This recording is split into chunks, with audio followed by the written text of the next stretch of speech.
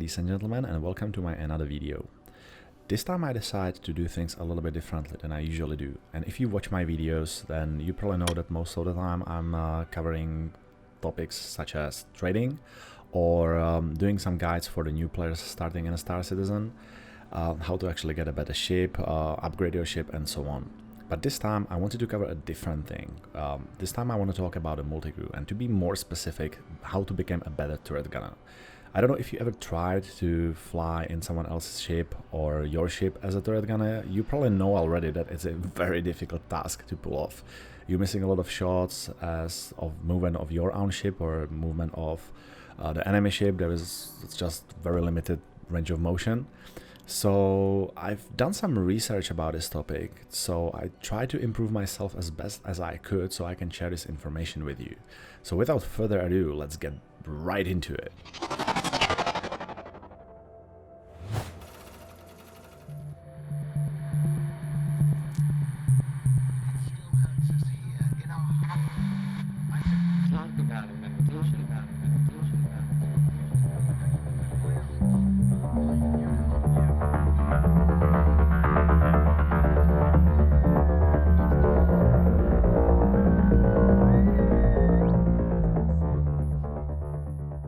Before I wrap it all up, I want to mention a special thanks to NiftyNathan7 who officially became my first patron.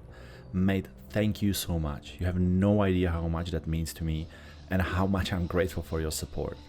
Every bit counts and helps me to put more content up there more frequently, so I really hope we're going to be exploring this vast universe of Star Citizen again soon. Now let's get back to the guide. I've decided to break down this little guide in 3 different sections. We're going to be covering theory, settings, and gameplay and movement.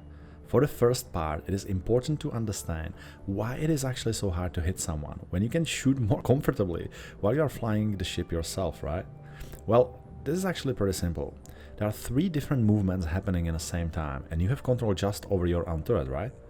By movement, I mean a movement in a space. Your ship can move any direction, which is relative to the ship you want to shoot, and that's also relative to the position of your turret reticle.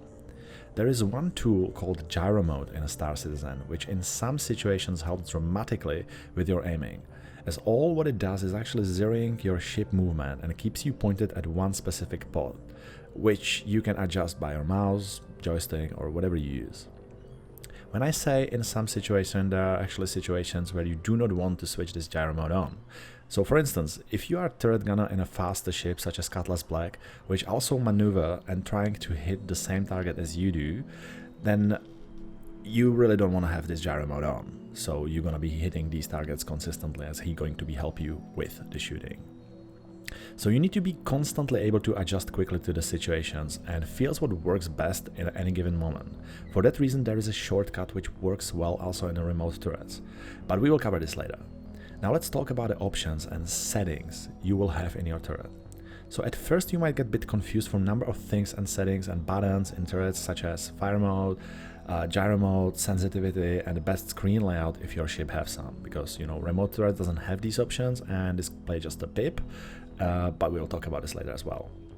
So as we covered already the gyro mode, we can move straight into the other options such as sensitivity and the fire mode. So sensitivity is nothing else than the sensitivity of your mouse. Higher it is, further you move with the same amount of effort.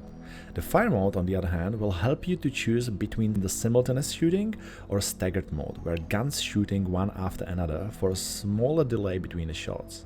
I find these settings only useful for fast-moving ships, while your turret is actually equipped with autocannons instead of repeaters, so you might land more shots before the target disappears from your firing range. For the screens layout, if I have an option of 2 screens in a Karak, which I do, I always go for my ship view, so I can see what the other ship or other turrets shooting at, and the target enemy, which I think it is absolutely essential. I mentioned earlier something called PIP. So now, for some you already know, but for those who doesn't, the PIP stands for Predicted Impact Point. And it is literally just a small circle in front of your selected target, which tells you that if you will shoot at that point, you will more likely hit the target. Oh, that's okay for the gimbal weapons, but if you're shooting fixed or you are in a turret, I like to use something called TLI, which stands for Target Lead Indicator. This gives me more freedom and way more shots landed on my targets. The reason for this is quite simple. The pip is for me personally way too small point to hit consistently, as it predicts impact for a point in the middle of the enemy ship. But TLI will allow me to aim at specific parts of the ship if I want to. Also give me a better margin for error, because if the ship is closer, you can kind of comfortably move all around that enemy ship, and you know that you're still going to be hitting as long as that circle is on that ship. And overall, it's giving me better experience seeing how I'm hitting my target. So in order to change your pip to TLI, you need to change this in your settings, which moves us into the second section. So for the settings. For the setting, I like to do small tweaks in the general settings. I like to switch in general settings target, use, lead, pip to no. That will switch my targeting into the TLI mode, which I covered earlier. Also, I like to go into the controls and scroll all the way down to the turret and increase both pitch and yaw sensitivity into about 2.5, but this is really up to you and what feels more comfortable when you actually flying or you are in a turret. Now, that's pretty much it for this section, so let's move to the gameplay. Now, as I mentioned earlier, there is a dedicated button for changing a gyro mode. And you probably noticed I haven't bind anything in the settings. I already mentioned, and it will already pop up on a screen in the past, that there is a dedicated button for that. And it's set to G. So by pressing it, you're changing the gyro mode state. Unfortunately, you can't see in a remote turrets, for instance, if you switch this gyro mode, but you will definitely feel it, trust me. It's quite useful, especially for these remote turrets. And because, these doesn't provide any physical buttons, and unfortunately, you can't have any screens in there. So the next part will be sensitivity. You have actually two different sensitivities.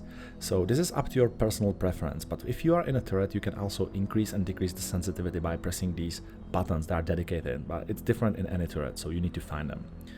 To be honest, everything is kind of your preference, so I like to have the sensitivity as high as possible because targets most likely, especially if they are players, like to change, their direction in order to avoid as much shots as possible. So it's really hard to land any shots on them.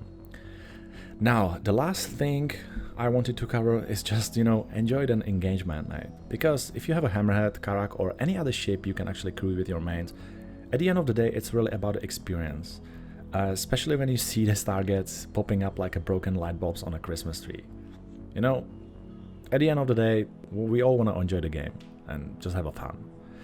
If you have any questions regards to the video or things you would like to see or know about a Star Citizen, please do not hesitate and let me know down in the comments. If you like the video, please consider giving it a like or subscribe directly to the channel. It helps me to grow the channel and in general it helps me with the content. Thank you so much for watching and